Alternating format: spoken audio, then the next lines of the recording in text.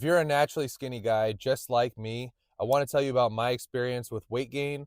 For instance, as you've probably seen in the title, over the last year and a half, I have managed to gain 40 pounds. So, starting in April of 2022, I was 153 pounds. That was a low from a long time of ups and downs, all the way to now where I'm at 193 pounds. And I just want to share some of like the things that have been problems and offer some of the solutions that I have found personally to work for me, and hopefully they work well for you.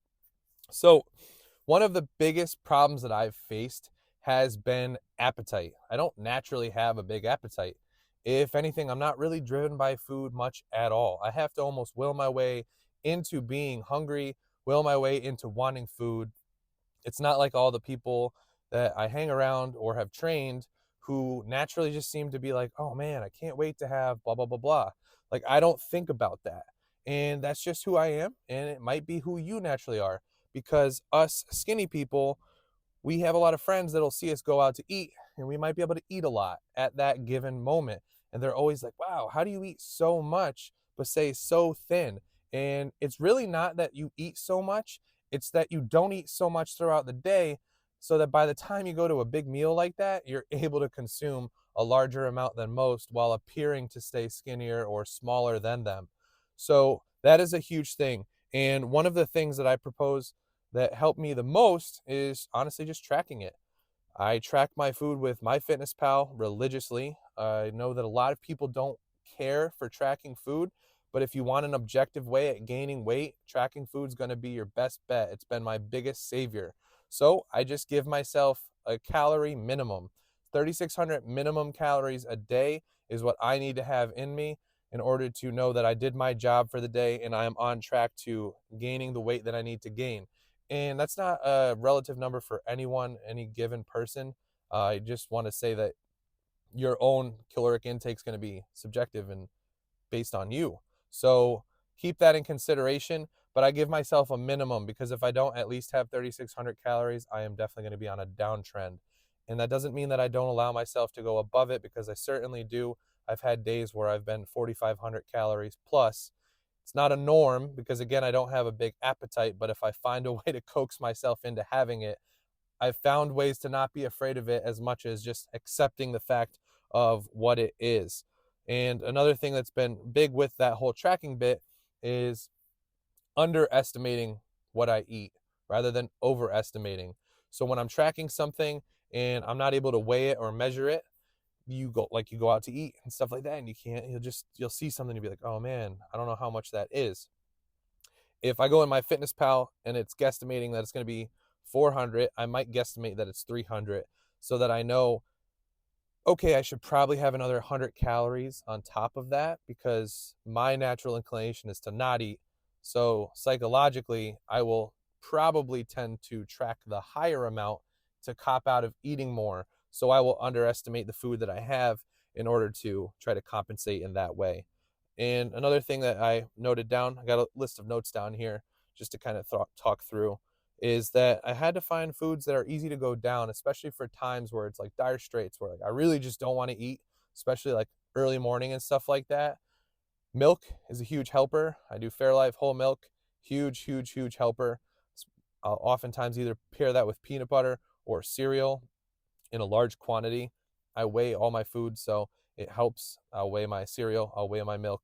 I oftentimes can get down 1,000 calories of milk and cereal. I'll do Life cereal with Fairlife milk. That'll be 900 to 1,000 calories easy, and it won't feel horrible. So just finding foods like that allow you to get through these moments, because you're going to have a lot of moments where you're like, ugh, I don't want to eat. Like after I film this video, I'm going to go eat before I go back to work, and I just don't want to eat, but it is what it is. If I want to gain the weight and I say that I want to do what I want to do, I have to suck it up and just do it. The second barrier I've had with gaining weight that I've slowly been overcoming, and I'm still overcoming this one really, is body fat and body dysmorphia with it, to be honest with you, because I've been a particularly lean kid for most of my life. So anytime I've lost ab definition or lost any striations or anything like that in my muscles, I felt fat. I was like, man, I'm getting fat and chubby, and especially me being a trainer, I can't look like unfit and blah, blah, blah. But I realize it's not the case. That's my mind playing tricks on me. So you have to get over the fear of losing or gaining the fat. You have to get over the fear of losing your abs and just embrace the fluff. Because what I've noticed with gaining it and accepting it is I just generally do feel overall better when I don't think about the body fat. Obviously, there are moments where I sit there in my day and I pinch and I'm like, man, there's way more here to pinch than there has ever been. But that's also why I'm making as much progression as I have been in the last year and a half of lifting. And I attribute it to a lot of it being with weight gain. And another thing to really consider is that I can lose this weight really fast. I don't have an appetite problem. I don't have a problem following and adhering to a diet. So when time comes where I'm like, screw it, I want to see what I have under all the fluff, it's not going to be very hard for me to peel it back and dial the dieting back to the point where I can actually see what I want to see. So accept it, embrace the fluff. You know, holding more fat has been allowing me to be more sustainable with my lifts. I find that I don't die out with energy in the middle of the lifts like I used to, because once I used to go through the energy that I ate with my lifts, I would have nothing left in me. I had no reserves. So I would just be shot. I'd be pretty much just toast, and I'd give minimal effort to probably half my workout, which is not sustainable or helpful when it comes to building as much muscle as possible. Another thing to consider is that I've got a little non-scientific theory. I believe my testosterone's a considerable amount higher, and I'm basing that off the fact that when I was leaner, my sex drive was minimal. I will be completely honest with you. And now that I've got more body fat on me, my sex drive has blown the fuck up. And sex aside, because I'm not using it for that particular like demonstration, I know sex drive and libido and stuff like that is commonly associated with testosterone. I've also noticed that my ability to recover and everything like that has been exponentially better with the more fat. So I want to theorize that having this higher, healthier range of body fat has definitely allowed me to have a better testosterone level, which is just helping the entire mix. And another big thing kind of combined all in this body fat thing is I finally graduated to a large shirt. I can't tell you how crazy it was when I was wearing some small and mediums. I was a medium boy, and then I got out of the smalls, and then I got into the mediums and started to feel a lot of tug in like armpits and back and stuff like that, to the point where it got uncomfortable to be in a medium. So now a majority of the clothing that I wear are actually larges, and they actually fit me normally and pretty well compared to what mediums used to fit on me. So that was a huge bonus. But the downside was I took a long time to accept that I needed to start wearing large pants, because psychologically I conflated large pants with you're fat.